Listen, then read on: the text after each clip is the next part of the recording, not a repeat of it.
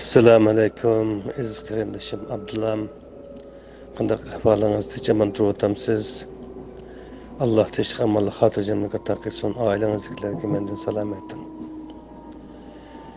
Men Kurashadaxon Germaniyadan gap qilyapman. So'ragan savolingizga rahmat. Nayt muhim bir savol so'radingiz. Bu bayroq masalasiga kelsak, bayroq 3 xil bo'ladi asosiyatdan. Biri ilgirki hakimiyetler işlerken bayraklar. İkincisi bugünkü devletler işletiliyotgan bayraklar. Üçüncüsü devlet kuruluşuna arzu kılgan, müstakillik yolunda inqilab qilayotgan, milli egilik hukukunu qo'lga olishga sharoit yaratgan millatlar ishlatayotgan bayraklar. Hamda şu 3 bayrakning ichida bu Şərq Türkistan'ın ay yıldızlıq gök bayrağı, 3. türlük bayrağı kiradi, yani özünün egilik hukukunu qo'lga ilishni xohlayotgan, milliy mustaqil davlatni qurishni orzu qilayotgan, zulm ostidagi mustamlika ostida ozodlik uchun, hurriyat uchun kurash qilayotgan davlatlarning, millatlarning bayrog'iga kiradi. Yani bizning bu bayrog'imiz dunyodagi Birleşken Devletler Teşkilatı'na o'xshaydigan teşkilatlarning bayroqlarining ichida emas. Undan keyin Yevropa Birligi degan teşkilatlarning tarkibiga kiradigan davlatlarning bayrog'ining ichida emas. NATO, yani Şimal Atlantik Teşkilatı degan xalqaro teşkilatning tarkibini shakllantirgan davlatlarning bayroqlarining qatorida emas. Ammo undaq bo'lgani bilan bu yana bir xalqaro bir teşkilat var. Vakalatsiz Milletler Teşkilatı. Vakalatsiz milletler deganimiz devleti yo'q millatlar, hokimiyati yo'q millatlar degan gap.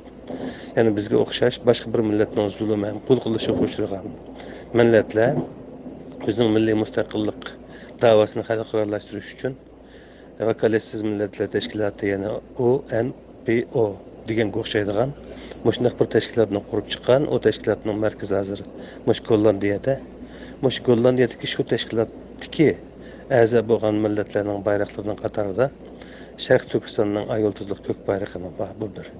İkincisi, dünyada bir qancha devletler Şərq Türkistan'ның bir besivlangan devlet ekanligini, Xitoylar tarafidan mustamlik qilingan bir millat devlet ekanligini, Uyg'urlarning Xitoylar tarafidan qul qilingan bir millat ekanligini, Uyg'urlarning milliy mustaqilligining asliga keltirish yo'lida elib berilayotgan kurashlarning haq va odil ekanligini e'tirof qiladi.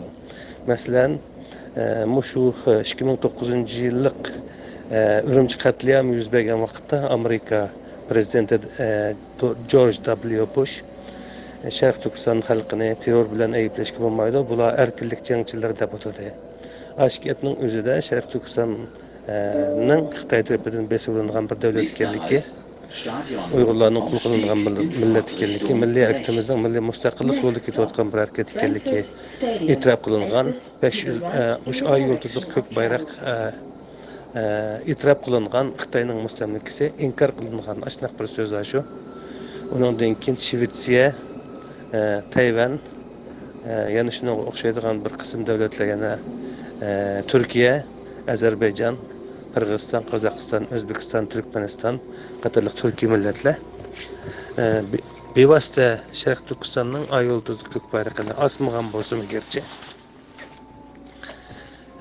şu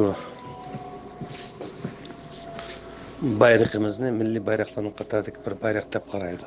Ba'zi muhim yerlarda şu o'ziga munosabatli yaqin davlatlarning bayroqlarining qatoriga Şərq Türkistan'ning, Uyg'urlarning bayrog'ini mutaqaydi. Ondan keyin bu Tibetni nurg'un davlatlar besivlangan bir davlat deb e'tirof qilgani bilan Şərq Türkistan'ning milliy davasının xalqaralashishi toz yetarli bo'lmaganligi uchun Şərq Türkistan'ның ayrim bir davlat ekanligini mustaqillik harakati bilan shug'ullanayotgan bir millat ekanligini e'tirof qilganlar nayt bir az. Yig'incha qilgan chog'da Şərq Türkistan Xitoylar tarafidan besivlangan bir davlat, bu mustaqil bo'ladi. Xalqlar e'tirof qilsin, e'tirof qilmasin, Şərq Türkistan Cumhuriyetining milliy bayrog'i, ya'ni ay yıldızlıq kök bayroq hozir qalblarda javlan qilayotgani bilan uzoq o'tmay butun dunyoda Cevlan kılıdı. Şərq Türkistan'ın 2 milyon kvadrat metreye yakın zeminlerinin hem yerde lepildeydi. Allah'a emanet bulun, rahmet. Sorgan sualınızı sualınız için çok teşekkürümü bildirmem. Allah biz bilen Xudoning izni bilan g'alaba oldimizda kurashchi omon eson bo'ling. Rahmat. Abdulla, yaxshimisiz? Mana bu keyingi savolingizga beradigan javobim Tayvanni dunyodagi ba'zi davlatlar mustaqil davlat deb qaraydi. Shuni e'tirof qiladi. Menimcha hozir 200 dan ortiq mustaqil davlat bor dunyoda.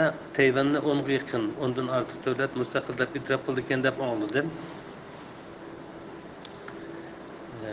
Qolgan davlatlar yana 180-190 millat davlat e'tirof qilmaydi ekan deb angladim. Konkretni qaysi davlatlar Tayvanni mustaqil davlat deb e'tirof qildi, men uni bilmaydi ekanman. Uni material ko'rishimiz kerak. Ondan keyin Tibet masalasiga kelsak, Tibet masalasi mu shu Tayvan masalasiga o'xshash muomala qilinib kelyapti. Dunyodagi nurg'un davlatlar Tibetni uch oshkora besib olingan bir davlat deb qaraydi ekan. Ma qaysi davlatlar Tibetni hamda mustaqil davlat deb e'tirof qiladi?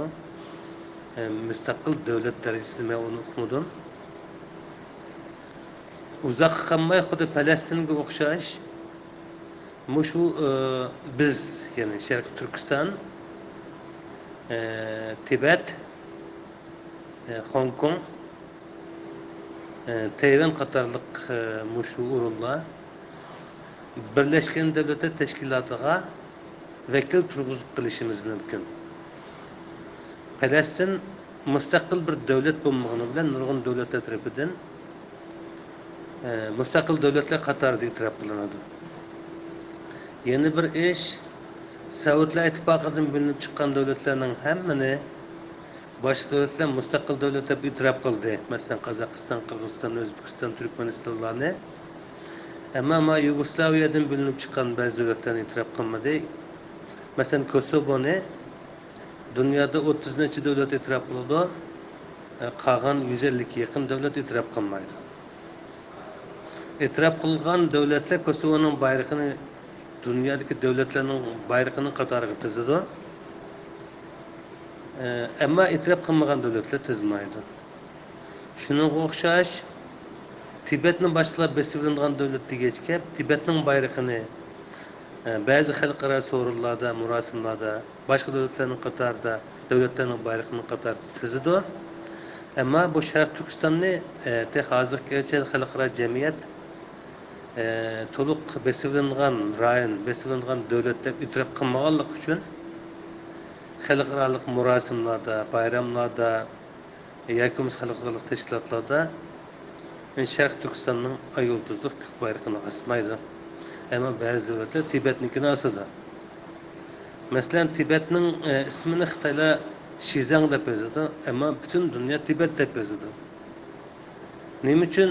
U bir millatning ismi bo'lganligi uchun. Masalan, Tibetda 10 necha millat bor.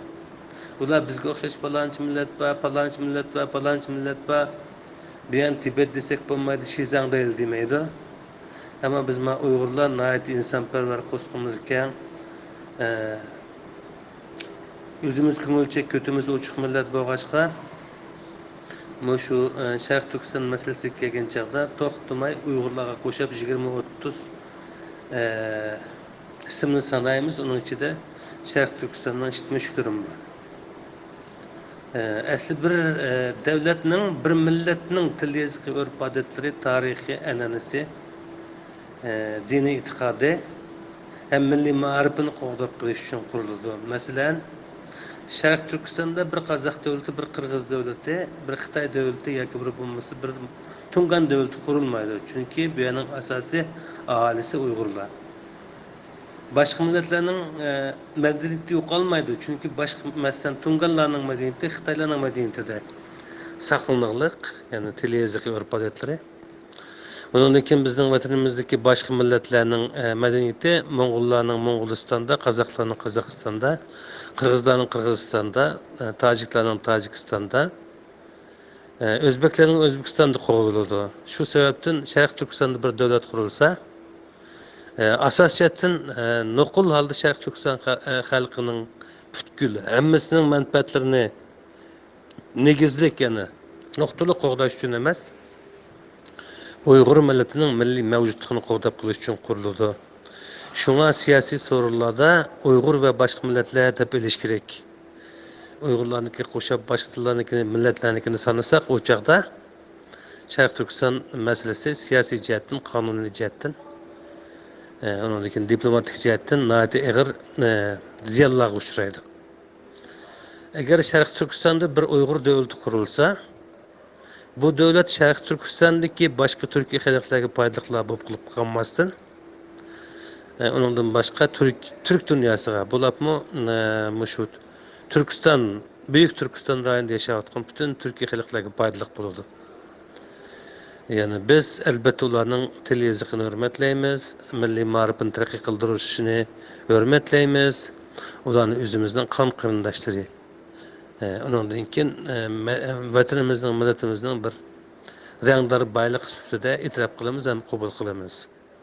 Masalan, hozir O'rta Osiyodagi nurg'un davlatlarda Uyg'ur xalqini baxtli yashayotdi. Nima uchun? Ular bizga qon qarindosh kelgan xalqlar bo'lg'achqa, atalarimiz, ajdodlarimiz bir bo'lg'achqa, ya'ni bizning milliy madaniyatimiz, milliy mavjudligimiz ham diniy e'tiqodimizni qo'g'dab qilishimiz uchun sharoit yaratib turadi.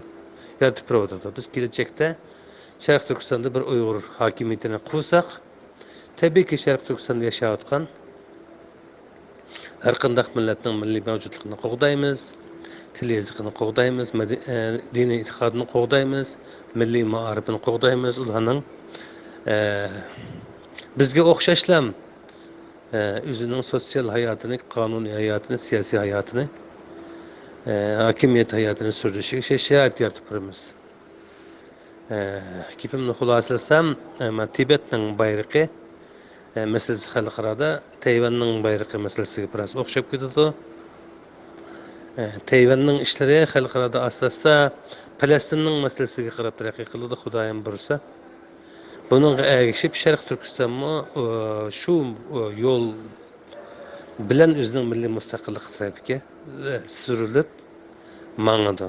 Oqibatda hozir shu Xitoy territoriyasi deb atalayotgan jo'grafiyada Sharq Turkiston, Tibet, Xuyzu Jumhuriyati, Tungan Jumhuriyati, Xitoy, Hong Kong Jumhuriyati, Tayvan Cumhuriyeti, Manjuriya Cumhuriyeti, Moğol Cumhuriyeti qatorliq shu 6-7 davlat barliqqa keladi.